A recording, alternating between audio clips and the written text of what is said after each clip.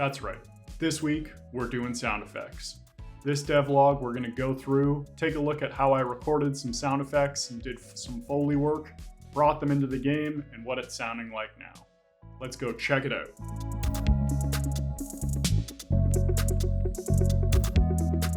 Prior to starting on these sound effects, the game really didn't have very much in the way of sound effects. I gave it a shot working on the footsteps for the character walking around the store, and I was pretty happy with that. But otherwise, the game was really lacking most sound effects. So the first thing I did was I made a chart of everything I could think of that would make noises in the store. And this ended up being really helpful, albeit a little bit overwhelming. At the beginning, I had about 80 sound effects here, which was a lot to try to get through. And I'll talk about it as we go through, but I started to realize that sometimes having all of these sound effects and noises could be a bit overwhelming in the game. And so I ended up actually scrapping some of the sound effects I listed and just realizing that they weren't as necessary as I thought they were. So with my handy dandy list ready to go, I was ready to get started. I had purchased a field mic prior to this. I got a Zoom H1N you'll see me use, and I also have a voiceover mic that I use. I don't think that you really necessarily need a field mic. I think that really just any decent microphone would work for these purposes, but clearly I'm not an expert. I thought it would be fun for this video to focus in on the assembly sequence at the beginning of the game where you assemble your first weapon, just because there was a variety of sound effects I recorded and it really matches well in the game. So to give you a quick refresher, here is the assembly sequence done at 300% speed with no sound effects.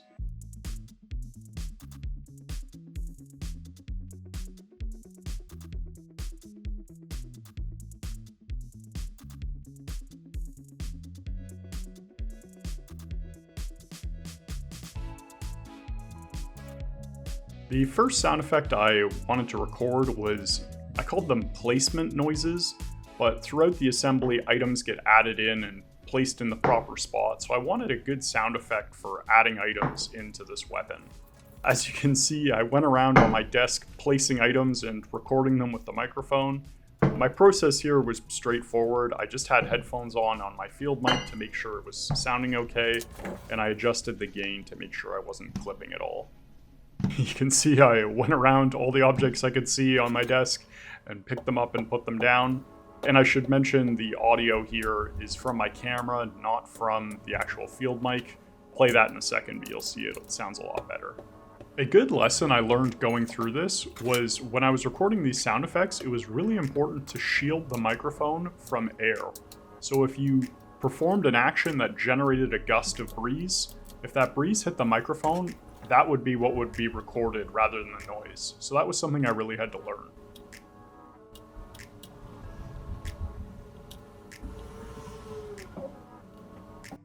After getting these recordings, I then opened up Audacity and just dragged the files in. And from here, my process was straightforward. Some people will definitely apply effects to these. You can do a lot in terms of bringing up the gain or removing some noise, and as well as altering the noises. There are people who will really go for a lot more impactful sound effects, including adding lots of different sound effects on top of each other to create the desired result. I wanted to try and have a realistic sound, as well as my plan was to keep these sound effects volumes pretty low. So it was really so that when you press a button, something happens on screen and you get an auditory response. So by all means, there are people with a lot more thorough guides on YouTube if you want to see better ways of doing this, putting better effects on to get higher quality results. But otherwise, all I really did here was listen through, find good noises that I liked. I would highlight that section and I would just export the selected as a WAV file.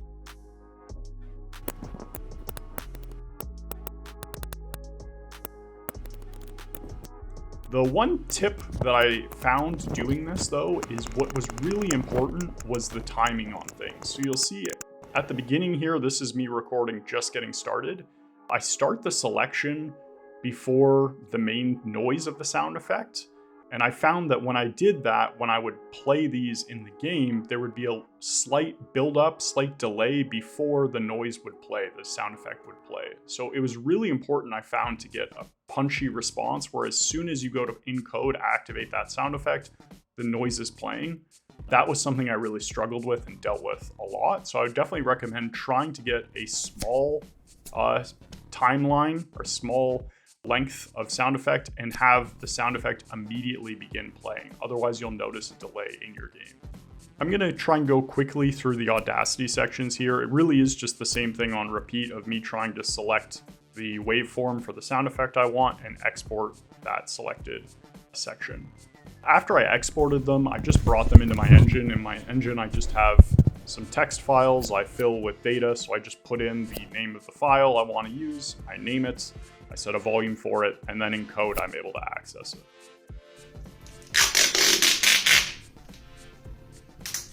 One last tip I found here, using variation, so having multiple recordings of the same effect that have just slight differences, so in this case, pulling the tape multiple times, I found was really helpful and really prevented the user from getting tired of hearing the same noise over and over again. Sometimes it's good to have that impact, that repeat over and over again, but for something like footsteps, I have about 7 or 8 different sound effects I use.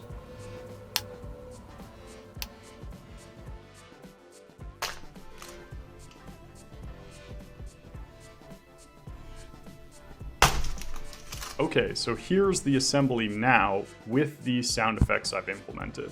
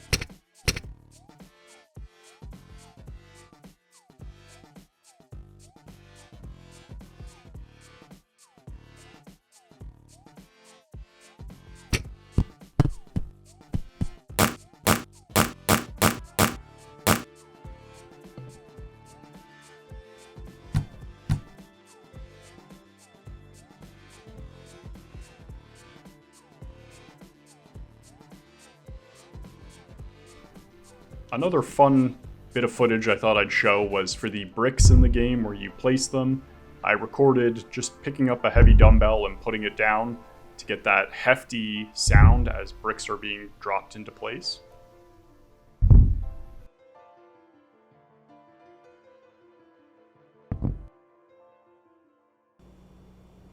So I was quite pleased with all the sound effects I've shown here. And I went through that chart and I did about 50% of what I had listed. But as I went on, I was beginning to get frustrated, especially when you have sound effects that are very gamey. I was having a difficult time coming up with any way to recreate that. So an example would be in menus, moving a cursor around or confirming or backing out of something. I feel like those noises are a bit more of almost synthetic sounding in video games. And as I was trying to record that with real-world objects, I was really struggling. So I went online and tried to find some resources, and I ended up finding this pack of sound effects that ended up being really, really helpful. I usually try to stray away from this with working on the game of paying for assets. I feel like I need to try and do everything myself, but this was really a learning experience for me in that I was feeling overwhelmed with the number of sound effects I needed to make, and also just not necessarily having the knowledge or experience to do so.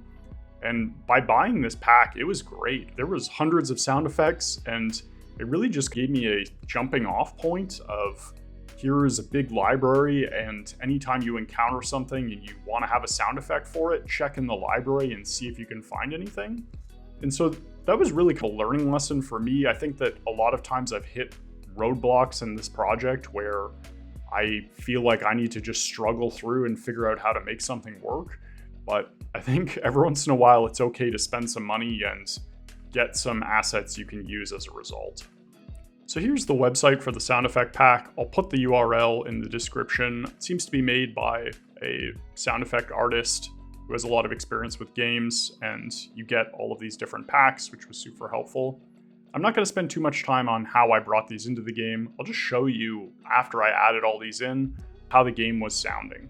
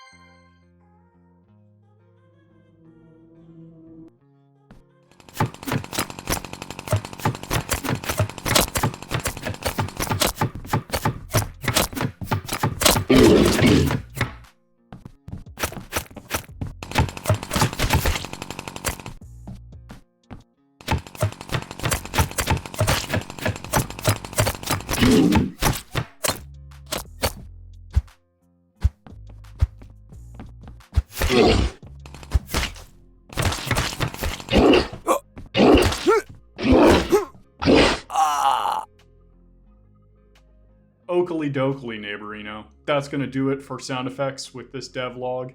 Things are sounding good. I'm really happy with just how exciting it is to play the game, just the level of depth that's been added with the sound effects. And it's really fun using the sound effect pack to have something that someone else has made in the game. It adds like a layer of interest and surprise for me going through instead of just working on stuff I've been looking at for hours and hours. That'll do it for today's devlog. Next up, we're going to be looking at the UI in the game. I'm going to do a final pass on that, and then we're going to be approaching demo and trailer time. So be sure to subscribe to the YouTube channel and wishlist on Steam. Thanks a lot, guys.